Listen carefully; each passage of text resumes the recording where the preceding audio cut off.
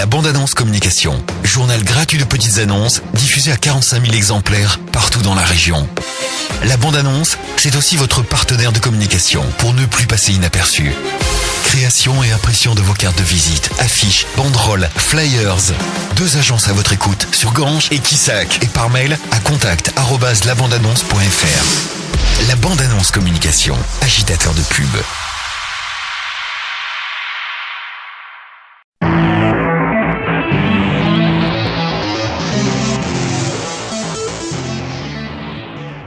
Avec tout de suite votre journal local sur Radio Valrog en ce lundi 26 janvier.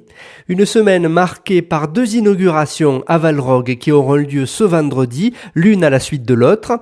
À 10h30, inauguration de la place Cavalier-Bénézé, ancienne place des écoles et adresse de la mairie. Francis Cavalier-Bénézé fut maire de Valrog de 1953 à 2001. À 11h, inauguration de la maison de retraite, rue Malbec, après plusieurs années de travaux. À Saint-Laurent-le-Minier, ce sont 150 volontaires qui se sont retrouvés dimanche 18 janvier à l'appel de l'association Resurgentia. Objectif, nettoyer les rivières du village et enlever les ferrailles plastiques et dépôts divers abandonnés par la crue. Une prochaine opération de ce genre devrait se dérouler au mois de février. Le journal du dimanche a publié dans son édition d'hier la liste des 64 quartiers ghettos de 38 villes françaises et 3 quartiers nîmois sont cités, Pissevin, Chemin Bas d'Avignon et Mas-de-Mengue. À Montpellier, seulement 1, la Mosson. Pour réaliser cette carte, plusieurs données mesurant l'exclusion, la pauvreté, le chômage, la délinquance et l'échec scolaire ont été croisées. Pour Laurent Burgoa, adjoint au maire à la rénovation urbaine à Nîmes, ce constat n'est pas une surprise et il faut revoir la politique de peuplement de ces quartiers, en jouant notamment sur la mixité sociale.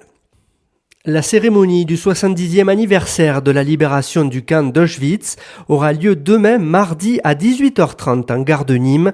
Un office religieux sera célébré ensuite à la synagogue autour de l'ensemble des responsables locaux du groupe interreligieux de Nîmes. La 8e conférence économique organisée par le département du Gard en partenariat avec les chambres consulaires se tiendra demain à 18h à l'auditorium du Conseil général en présence des principaux acteurs de l'économie et de près de 200 chefs d'entreprise gardois. Au programme état des lieux, bilan d'action ainsi que plusieurs interventions.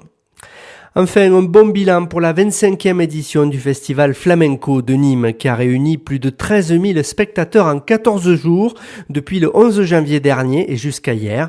Le festival retrouvera son format initial de 8 à 10 jours l'an prochain. La météo tout de suite. Les nuages prédominent aujourd'hui, maximale à 7 degrés à Valrog, 8 au Vigan et 10 à Ganges. Pour demain, mardi, des éclaircies, mais aussi du vent sur Valrog. Fin de cette édition, très bon début de semaine à tous.